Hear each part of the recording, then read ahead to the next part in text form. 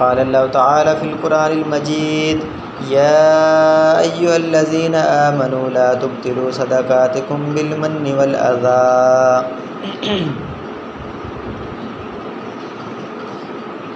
اللہ رب العزت نے نبی کریم صلی اللہ علیہ وسلم کو بے شمار خوبیوں سے نوازا،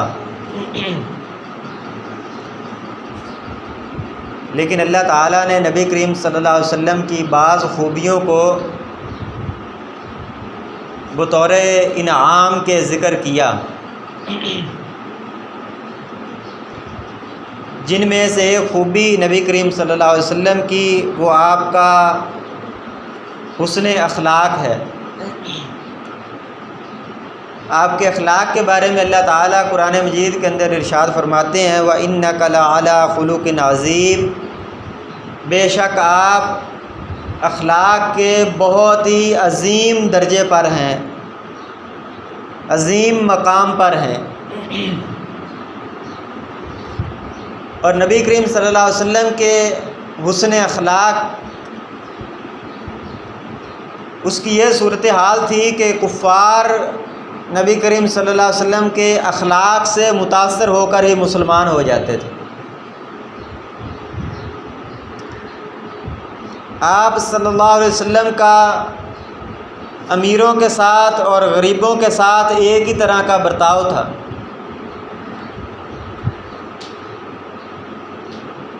کسی کو آپ اس کے دنیاوی سٹیٹس کی وجہ سے اہمیت نہیں دیتے تھے، بلکہ اس کے ایمان کی وجہ سے، اس کے تقوی کی وجہ سے نبی کریم صلی اللہ علیہ وسلم اس کو عزت دیتے تھے۔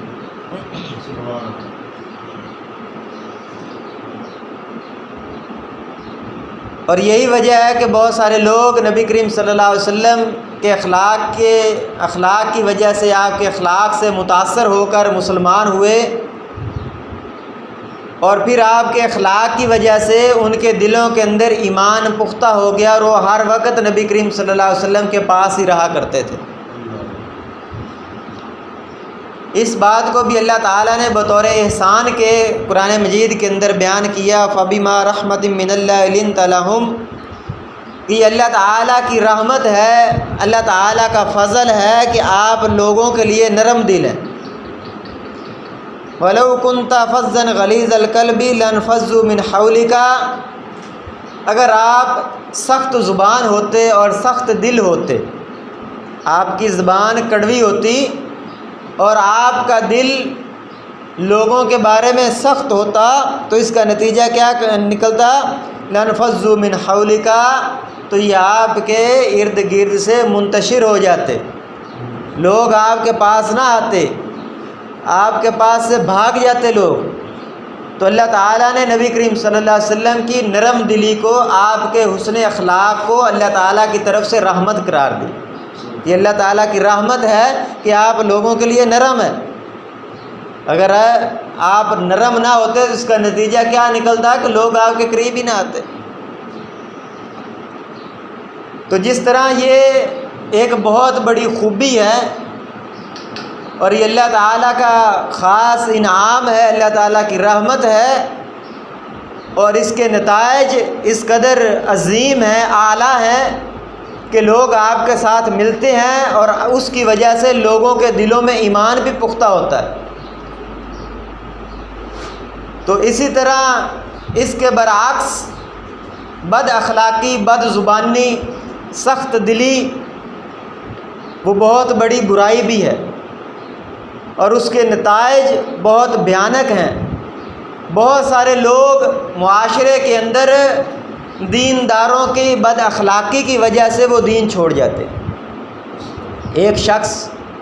جو دین سے محبت کرتا ہے، لیکن وہ دینداروں کے پاس جب جاتا ہے، دیکھتا ہے کہ یہ بڑے دیندار ہیں، لیکن ان کا اپنا عمل کہ یہ بات نہیں سنتے، اچھے انداز کے ساتھ جواب نہیں دیتے، تو اس وجہ سے بہت سارے لوگ معاشرے کے اندر میں نے دیکھے ہیں جو دین سے بھی دور ہو جاتے ہیں۔ جب ان سے پوچھا جاتا ہے تو وہ کہتے ہیں جب مولویوں کا یہ حال ہے تو ہم کیا کریں۔ جب مولویوں کے اندر تکبر ہے، جب مولوی کسی کے مقام و مرتبہ کو دیکھ کر اس کو عزت دیتے ہیں تو پھر ہم کیا کریں؟ کسی غریب کی یا جو علم کے اندر کم ہوتا ہے، جو صحیح طرح سے بات سمجھ نہیں پاتا، اس کو ہم پیار سے سمجھاتے ہی نہیں ہیں کہ چلو یہ سمجھ جائے، یہ دین کی طرف آ جائے۔ تو ہمارے اخلاق کی وجہ سے وہ ہم سے تو دور ہوتا ہی ہوتا ہے، وہ دین سے بھی دور ہو جاتا ہے۔ بہت سارے لوگ مساجد کو اس لیے چھوڑ دیتے ہیں کہ ان کی امام صاحب کے ساتھ نہیں بنتے، مولوی کے اخلاق کی وجہ سے وہ مسجد چھوڑ جاتے ہیں، گھروں میں کچھ عرصہ نماز پڑھتے ہیں اور آہستہ آہستہ گھر کے اندر بھی نماز پڑھنا وہ چھوڑ جاتے ہیں۔ اور اگر ان کو پیار اور محبت سے مسجد کے اندر لایا جائے، پیار اور محبت سے ان کو دین سکھلایا جائے، تو ایسے لوگ جب ان کو تراشا جائے تو وہ ہیرے بن جاتے ہیں۔ اور نبی کریم صلی اللہ علیہ وسلم نے ایسے لوگوں کی ہی تربیت کی تھی۔ اسلام کے اندر داخل ہونے سے پہلے وہ بھی عرب کے بدو تھے، وہ بھی دین کے دشمن تھے، وہ بھی انسانیت سے بہت زیادہ دور گرے ہوئے لوگ تھے، لیکن جب نبی کریم صلی اللہ علیہ وسلم نے پیار کے ساتھ، اچھے اخلاق کے ساتھ ان کی تربیت کی تو دنیا کے عظیم ترین انسان بن گئے۔ اور اللہ تعالیٰ نے ان کے ہاتھوں پر کتنی فتوحات کی، کتنے ہی لوگ ان کی وجہ سے پھر دائرہ اسلام کے اندر داخل ہوئے، کتنے ہی لوگ ان کی وجہ سے جہنم سے بچ کر جنت کا مستحق بن گئے۔ اور یہی ایک مسلمان کا فریضہ ہے، یہی مسلمان کی ڈیوٹی ہے کہ اس نے لوگوں کو جہنم سے بچانا ہے، حسن اخلاق کے ساتھ، دعوت کے ساتھ، اچھے انداز کے ساتھ۔ نبی کریم صلی اللہ علیہ وسلم نے فرمایا کہ میری مثال اس طرح ہے جس طرح ایک شخص آگ کے پاس بیٹھا ہو اور یہ پتنگے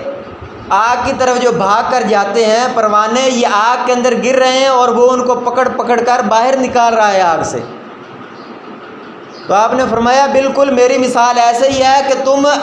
جہنم کے کنویں کے اندر گر رہے ہو اور میں تمہیں تمہارے تہ باندھ سے پیچھے سے پکڑ کر کھینچ رہا ہوں۔ یعنی لوگ اپنی گمراہی کی وجہ سے، اپنی خواہشات کے غلبے کی وجہ سے جہنم کی طرف جا رہے ہیں، زبردستی اس راستے پر چل رہے ہیں، لیکن نبی کریم صلی اللہ علیہ وسلم پوری کوشش کے ساتھ ان کو اس غلط راستے سے نکال کر جنت کے راستے پر چلا رہے ہیں۔ اور نبی کریم صلی اللہ علیہ وسلم کے بعد یہی ڈیوٹی امت مسلمہ کی ہے، ہر مسلمان فرد کی یہی ذمہ داری ہے کہ وہ جہنم کے راستے پر چلنے والے لوگوں کو ہر صورت، ہر ممکن اس راستے سے ہٹائے اور جنت کے راستے پر، سیدھے راستے پر چلائے۔ اور اگر ہم اس کو اللہ تعالیٰ کی طرف سے ذمہ داری سمجھ کر کہ ہم نے ان کو جہنم سے بچانا ہے ادا کریں گے تو پھر انشاءاللہ ہم اچھے اخلاق کے ساتھ ادا کریں گے۔ لیکن اگر ہم یہ سمجھیں گے کہ ہماری ذمہ داری صرف بات کو پہنچا دینا ہے، کوئی مانے نہ مانے، کوئی جہنم کے راستے کو چھوڑے نہ چھوڑے، جنت کے راستے پر چلے نہ چلے، یہ ہماری ذمہ داری نہیں ہے۔ ہماری ذمہ داری صرف یہ ہے کہ ہم اس تک بات کو پہنچا دیں، تب کوئی بھی مانتا نہیں ہے۔ جب انسان کا نظریہ یہ ہو کہ میں نے اس کو بچانا ہے، ہر صورت بچانا ہے، یہ مجھ سے ناراض بھی ہوتا ہے تب بھی میں نے اس کو بچانا ہے، تو پھر انسان کا اخلاق خود بخود اچھے سے اچھا ہو جاتا ہے۔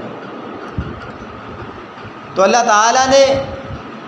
ایسے لوگوں کی تعریف کی۔ اللہ تعالیٰ فرماتے ہیں الذین ينفقون فی السراء والضراء والکاظمین الغیظ والعافین عن الناس واللہ یحب المحسنین۔ بے شک وہ لوگ جو خوشحالی میں بھی خرچ کرتے ہیں اور تنگ دستی کے اندر بھی خرچ کرتے ہیں، غرباء پر اور دین کی تبلیغ پر، دین کو پھیلانے کے لیے، والکاظمین الغیظ اور اپنے غصے کو پی جاتے ہیں، والعافین عن الناس اور لوگوں سے درگزر کرتے ہیں۔ لوگوں سے درگزر کرنے کا یہ مطلب نہیں ہے کہ اس کی غلطی بھی نہیں ہے اور آپ